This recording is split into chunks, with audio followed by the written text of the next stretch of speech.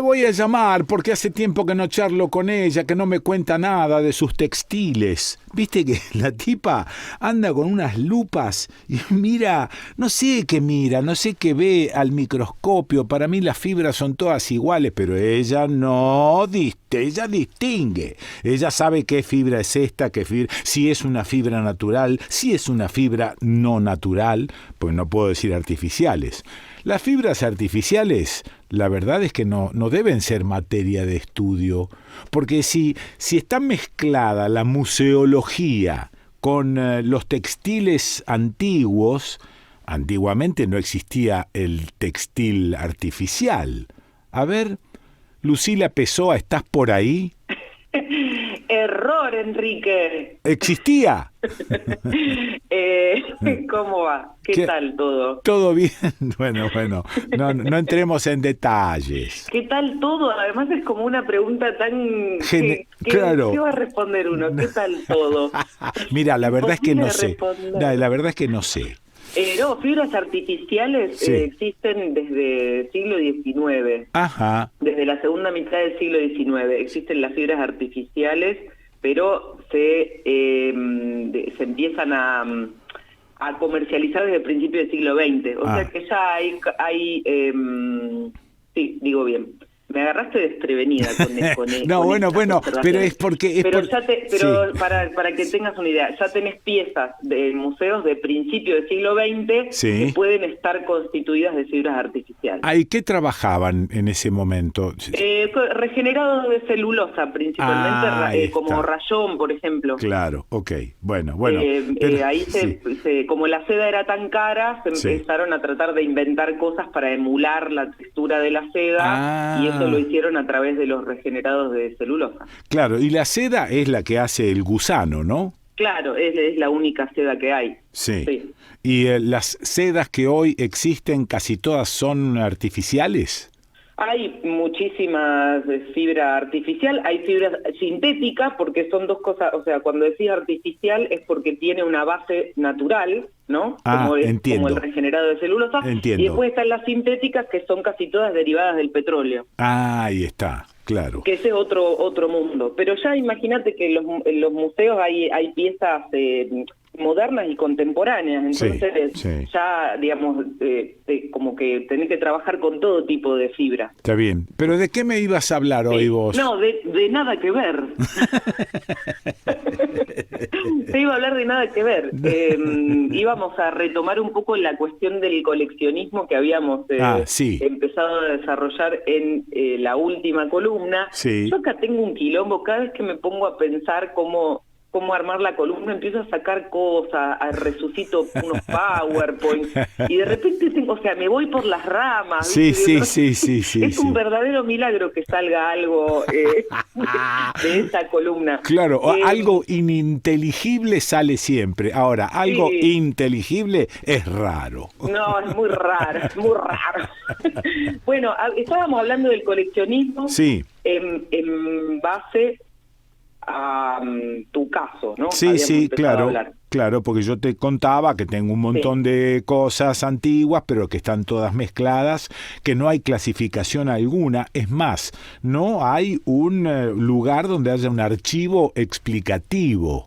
Entonces, bueno, vos me pasaste una serie de pasos que hay que hacer y que haré en el momento en que esté totalmente ahí.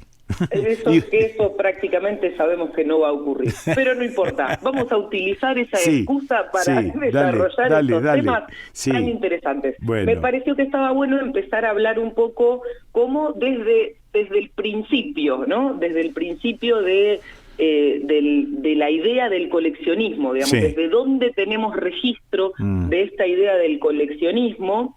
Y para qué, ¿no? ¿Para qué la gente ha coleccionado, ¿no? Claro. Principalmente para retener el objeto, para conservarlo, para documentarlo, para exhibirlo, por el placer mismo de conservarlo, ¿no? Eso, vos sabés que ese agregado es piola, está bien, porque yo te iba a preguntar por qué tiene que haber una utilidad en el coleccionismo. No, de hecho puede no haberla, y me encantó porque a veces busco palabras muy básicas en Google solo para ver qué dice Google, ¿no? Sí, claro. Entonces me encontré con una cosa que me pareció genial, que dice, coleccionar puede ser un acto natural, una actividad que se realiza por placer físico, porque puede generar dopamina.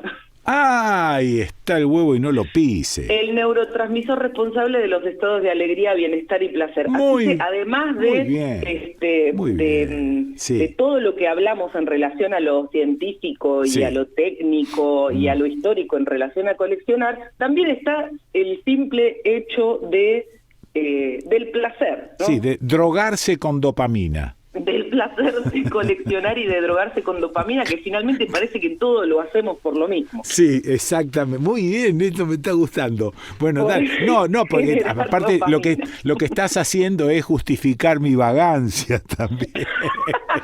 Me encantó. Claro, me encantó. Está justificado a través de la dopamina, listo, ¿no? Ay, me muero. Entonces, bueno, dije, voy a empezar, ya veo que no vamos a llegar igual hasta donde quiero llegar, así que lo vamos a dividir en dos partes seguramente. Dale. Digo, vamos a empezar como tradicionalmente se hace el repaso desde la historia del arte occidental, que es desde la antigüedad clásica, ¿no? Sí. Y atravesados por todos esos momentos históricos, que digamos también se corresponden con la historia de la conservación y la restauración, que finalmente está relacionada con la historia del coleccionismo, o sea, es toda una misma cosa, ¿no? Claro. El hecho de coleccionar no siempre fue igual, digamos, nunca hubo un solo criterio para coleccionar y preservar, ¿no? Sino que hubo un montón de diferentes razones, como admiración por una cultura, demostración de poder, ¿no? Claro. Interés, estudio, placer, ¿no? Etcétera. Negocio, por supuesto. Sí. Y a través de todos esos diferentes criterios, ¿no? La historia de los objetos fue diferente también en diferentes épocas, ¿no? Porque también el coleccionismo estuvo atravesado por ejemplo, esta modificación de los criterios estéticos que hizo que también los objetos se modificaran, ¿no? Entiendo. Por ejemplo, si pensamos en el Panteón, ¿no? Vos fuiste a Italia, fuiste a Roma, viste el Panteón de Agripa, el famoso Panteón de Agripa. Ese edificio que lo construye originalmente Adriano en el año 125 después de Cristo, sobre un templo que ya había realizado Agripa en el año 27 antes de Cristo, ¿no? Fue reconvertido a comienzos del siglo XVII en la Basílica Santa María de los Mártires. Ahí está, bueno. Entonces, la forma de coleccionar también la forma de coleccionar, de catalogar, de preservar, de conservar, finalmente, está atravesada por diferentes factores que también van modificando esos objetos, ¿no? Ahí está. Y que también tiene que ver con cambios en la valoración de una cultura o una religión. Por ejemplo, después de la Revolución Francesa, en París, ¿no? Se demolieron un montón de edificios del gótico, un montón de edificios religiosos, porque la revolución ya no quería estar relacionada con el factor iglesia. Eso es. Entonces, como hubo una modificación en la valoración de una cultura o una religión, en este caso, se implementó una destrucción de ciertos edificios que antes habían sido conservados y valorados. Claro. Es decir, hay una especie de lucha contra símbolos no queridos. Sí, de forma permanente. Y eso además está atravesado por otra cuestión que tiene que ver con los conflictos bélicos, que es la reutilización de los materiales, ¿no? No siempre hubo abundancia de material disponible, ¿no? Principalmente si pensamos en los metales.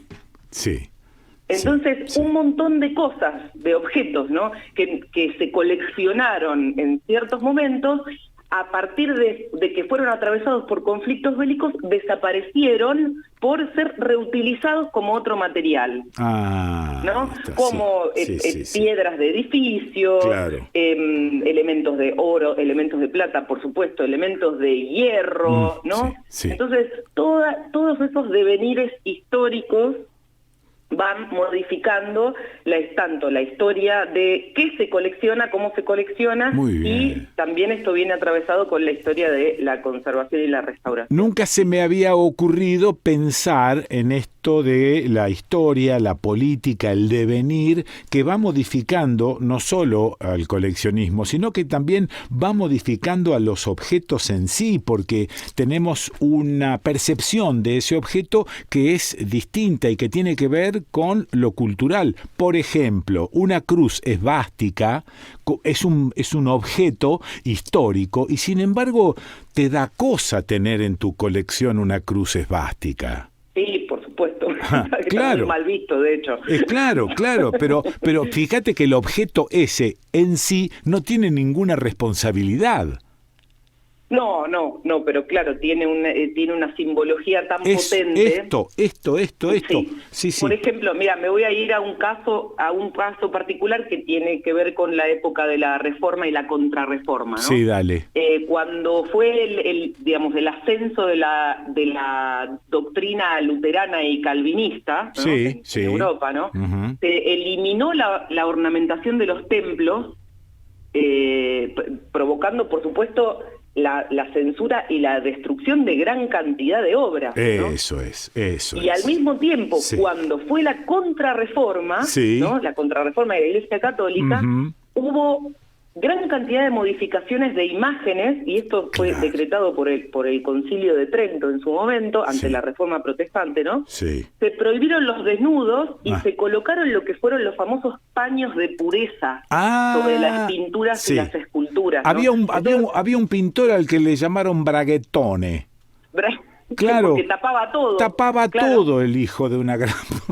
Claro, exacto. Sí. El señor se llamaba Daniel de Volterra. Ahí está. Y por ejemplo, si uno va a la Capilla Sixtina, ¿no? Todo lo que eran los desnudos estaban todos los genitales estaban tapaditos con estos paños de pureza, e incluso se hizo en las esculturas, una modificación muy importante en ese caso por cuestiones político-religiosas, ¿no? Claro. Pero a veces esas modificaciones tenían que ver netamente con la modificación de los valores estéticos, o sea, qué se ponía de moda, qué tipo de arquitectura se ponía de moda, y cómo las obras se modificaban para hacerlas calzar en los salones, ¿no? En los nuevos palacios, etcétera. Sí. Yo estuve mirando el David, por ejemplo, de Miguel Ángel, que de acuerdo al tamaño que tiene un pitilín así chiquitito. Sí. O sea que también había ciertos cuidados ahí, ¿no? Ya era atrevido que tuviese pitilín. Pero lo vamos a hacer chiquitito para que no se horroricen. Bueno, a Miguel Ángel tenía todo su... hizo grandes estudios, digamos, de la mi gata no para de llorar, Gina, ¿qué le pasa? ¿Vos la escuchás? Sí, la escucho, pero como es grande la respeto. Está bien, no se le dice a la señora. No le digan. Bueno, esto de hacer calzar volvemos rápidamente, a esto de hacer calzar las obras en las nuevas modas, ¿no? En las nuevas en las nuevas tendencias estéticas, hizo que incluso se recortaran obras de, por ejemplo, no sé, Velázquez, la famosa obra La Cilandera. Una obra muy famosa de Velázquez, de 1657, después se descubrió que tenía todo un marco oculto porque la habían achicado para hacerla calzar en una pared en relación a estas nuevas estéticas arquitectónicas, ¿no? Qué maravilla, no sé. Entonces, esto tenía una intención que iba para un lado, por supuesto nos fuimos para cualquier otro. No importa, pero estoy descubriendo un montón de sensaciones y estoy explicándome un montón de sensaciones al mirar algunas obras de arte, ¿no? Sí. La importancia, hay otra cosa. La importancia de la censura a lo largo de los siglos. Sí, la censura se va modificando, va modificando no solo la forma de valorar cierto tipo de obra, sino que la modifica directamente, claro, como veíamos en este caso, ¿no? Sí, sí. Y después, diferentes momentos que son bisagra en la historia del coleccionismo, que tiene que ver con la creación de los museos, ¿no? Ah, claro. Que como ya hemos dicho varias veces, la creación de los museos tiene que ver con las historias de expolio también. Sí, claro. Y también con lo que decíamos recién, que tiene que ver con la demostración de poder. Alguna vez me dijiste, y esto para cerrar, y la seguimos después, pero alguna vez me dijiste, el objeto no tiene la culpa.